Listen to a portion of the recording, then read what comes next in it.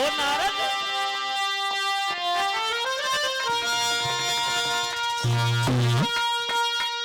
तो शिव जी ने पहले मना किया और नारद ने न कोई ध्यान दिया। बोलिया कामदेव को जीत मिली इतना भारी अभिमान किया।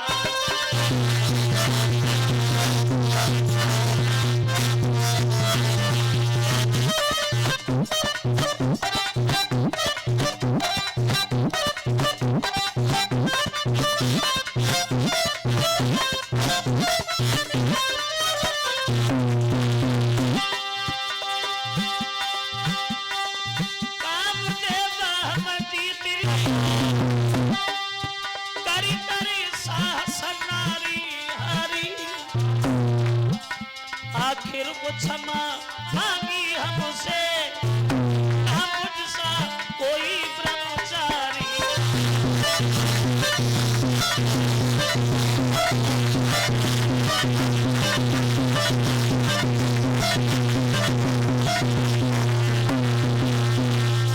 बोले मेरे बराबर कोई महात्मा नहीं। तब तो नारद के मुंह पे भगवान नारद जैसी बात बोल बैठे, भैया बड़ा अच्छा किया नारद, तुमने जो कामदेव जीत लिया। और कामदेव को जीतना ये महात्मा के लिए कोई बड़ी बात थोड़ी। नारद बोले हाँ हाँ देखो तुम समझ गए, तुम समझ गए, कोई छोटा काम किया, उठे चले गए।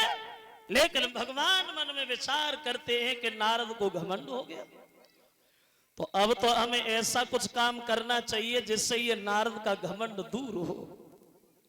अब नारद के घमंड को दूर करने के लिए भगवान ने अपनी एक माया दिखाई। माया कैसी? एक बड़ा सुंदर नगर बसाया और जिस नगर के राजा हुए हैं जिनका नाम पड़ा है शीलनिधि, और उन्हीं शीलनिधि के घर में एक विश्व मोहनी नाम की लड़की पैदा भई नारद के घमंड को दूर करने। अब लड़की धीरे धीरे घर में जवान हो गई, शादी के लायक हो गई, तो शीलनिधि ने अपनी बेटी का किया स्वयंवर। क्या किया? स्वयंवर। लड़की अपने पति को स्वयं ही बरे, उसे कहते थे स्वयंवर। और गंधर्व विवाह किसे कहते हैं? बोले गंधर्व विवाह उसे कहते हैं जिसे आजकल कहते हैं लव मैरिज, प्यार में शादी। उससे पहले गंधर्व विवाह कहा जाता था। तो शीलनिधि ने किया है अपनी बेटी का स्वयंवर, और उस स्वयंवर से ज्यादा नहीं, मात्र 2 दिन पहले ही नारद घूमते हुए वहां से निकले। तो देखा कि नगर बड़ा बढ़िया है, चलो राजा से भी भेंट हो। अब शीलनिधि से नारद की भेंट भई। तो शीलनिधि ने बड़ा सम्मान किया, ये बाबा जी बड़े अच्छे समय पे आए हैं आप, कल परसों हमारी बेटी की शादी है, आई गए हो, तो क्या आप उसकी भविष्य के बारे में बता सकते हो? नारद बोले बिल्कुल पागल, बिल्कुल पागल। सुना नहीं तूने मेरे बारे में? बच्चा बच्चा जानता है। जब मैं कामदेव को जीत सकता हूं तो क्या दिन दिशा नहीं बता सकता है? अरे बुला लड़की को।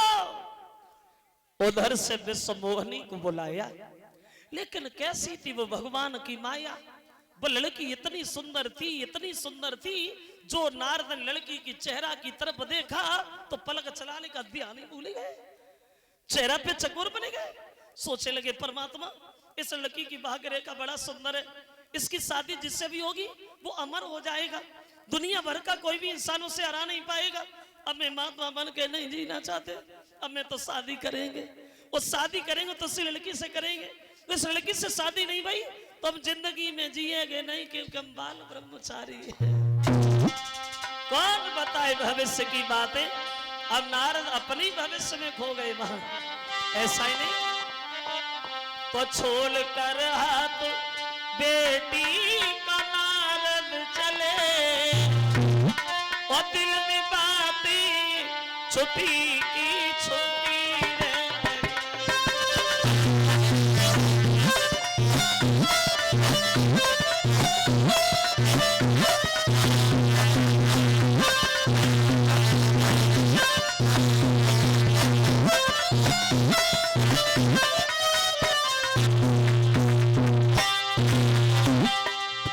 वो नारद जिन्हें घमंड था अपने ऊपर,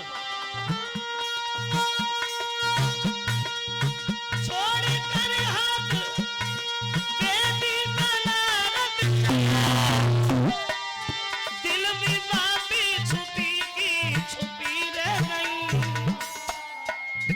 कुछ कह ना सके अपने मन की व्यथा, कुछ कह ना सके अपने मन की व्यथा, श्वास उनकी रुकी की रुकी।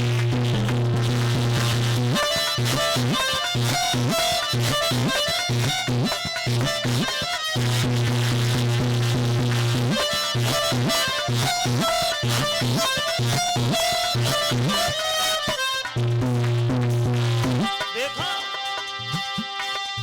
भूले वीणा की धुन नारायण का, नजर उनकी झुकी की झुकी रह गई, ऐसी लीला थी हर की समझ ना सके, कैसी लीला थी हर की समझ ना सके, नजर उनकी झुकी की झुकी।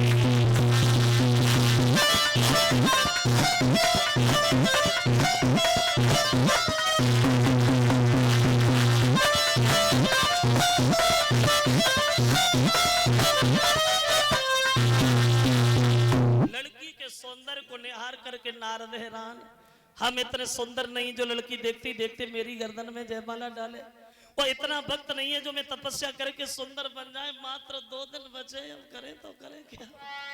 बड़े हैरान नारद, ऐसा ही नहीं, अब दिन में पड़े न चैन रात को नींद न आती है,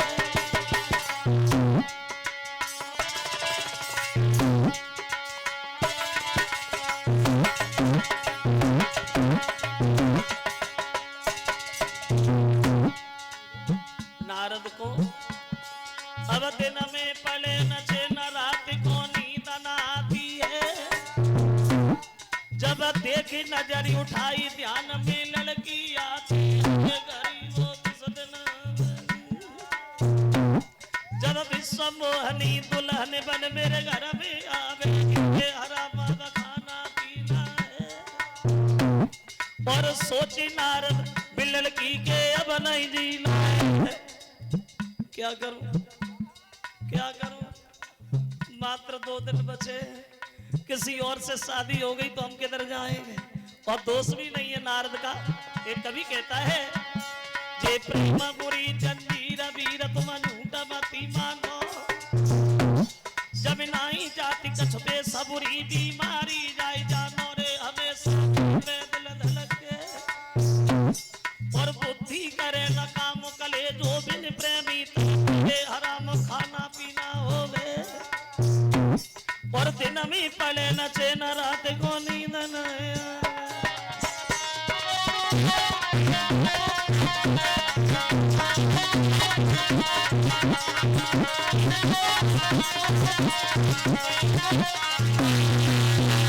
लड़की को देख के नारद बड़े व्याकुल